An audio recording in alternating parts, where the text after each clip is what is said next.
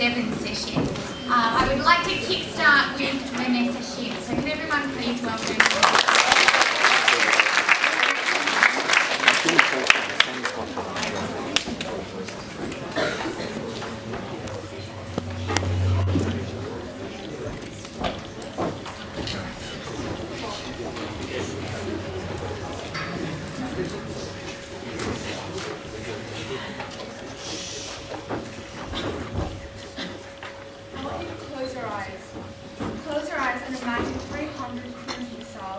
flying towards us at our school right at this moment.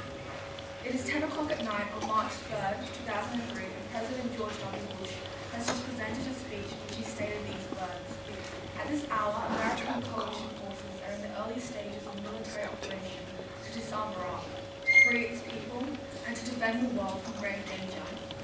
This lie is directed to American civilians sitting there in front of their television sets and rain down. And when this hour ends, the person sitting next to you will no longer be alive, and most likely neither will you. The reason why I want you to imagine this, what the situation would be like, is because Iraq is just like us. What they don't tell us, what so many of us don't know, and which we should, was that Iraq was a first world country just like us. There were schools and there were teachers, and students would stress during exams like we do. And now those students no longer go to school. They no longer experience the stress of exams. No, they experience a far greater stress. The stress of losing loved ones. The stress of being torn away from their families and friends. The stress of trying to survive each and every day in an existence determined by war. Iraq was reduced to third world country status. Hundreds of thousands of people killed, and those alive terrorized daily, ironically, by the war on terror, which achieved nothing but terrorize its own people.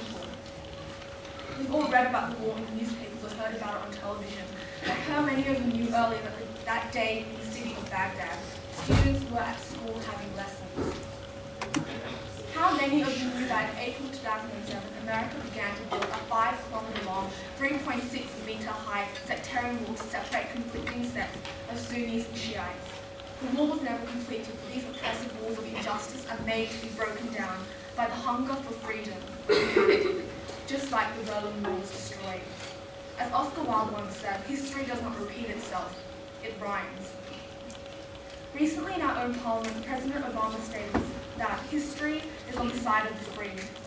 Yes, the side of the free except for the Palestinians, who must never be free, and the Saudis because they have the oil, and the Afghans because we love to kill them, and thousands of asylum seekers here in Australia because we love jailing them for free. History is on the side of the free for those who have the power to do what they want. And in the 21st century, in a world that revolves around wealth and war, the people with this power often grossly abuse it.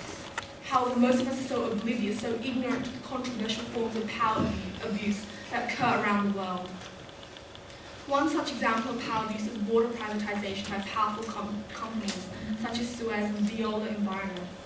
This has a devastating impact upon the poorer people in countries such as Bolivia and Argentina, which causes a lack of resources and health problems as they cannot afford to buy clean water, and instead they can only drink polluted water. In fact, a bottle of Coca-Cola is cheaper than a bottle of clean mineral water in places such as Mexico. What I cannot comprehend is that these companies get away with such criminal acts of depriving people of basic human rights. In fact, it is these powerful companies that bully our politicians, but they can hardly deserve that term.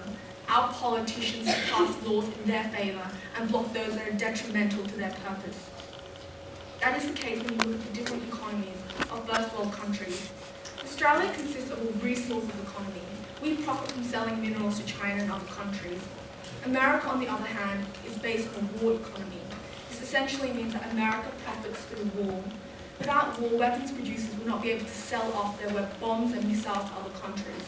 In fact, America purposely sells weapons to conflicting countries to encourage war, so that there will be immense blood-stained profit through making other countries suffer. But it's not only these companies that are causing injustice around the world. It is those living in suppression and poverty affected by these issues.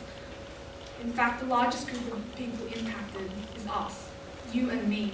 Every day, almost every minute of our lives, we are subjected to a measurable amount of advertising. In fact, advertising and social media are one of the greatest and most successful forms of propaganda.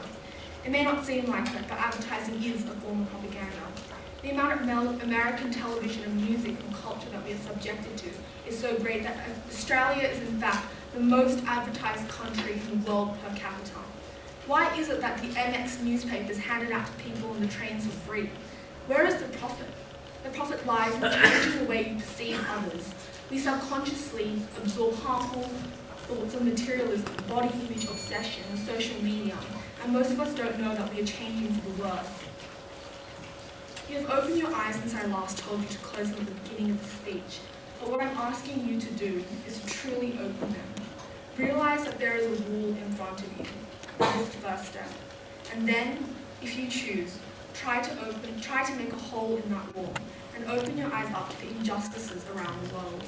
Open them up to the things that matter in this world. Open your eyes and see what is wrong in this world.